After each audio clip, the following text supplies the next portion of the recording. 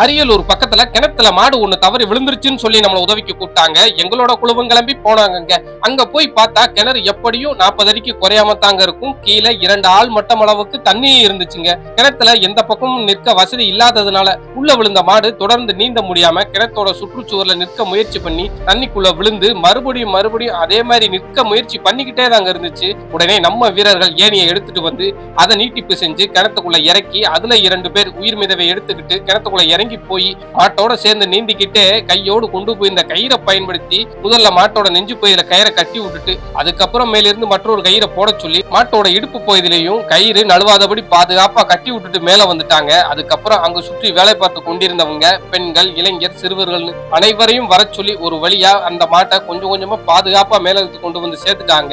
நாங்களும் போற அனைத்து இடங்களிலும் கிணத்துக்கு பக்கத்துல கால்நடைகளை மேய விடாதீங்கன்னு சொல்லிட்டு தான் வர்றோம். ஆனா யாரும் கடைபிடிக்கிற மாதிரி தாங்க தெரியல.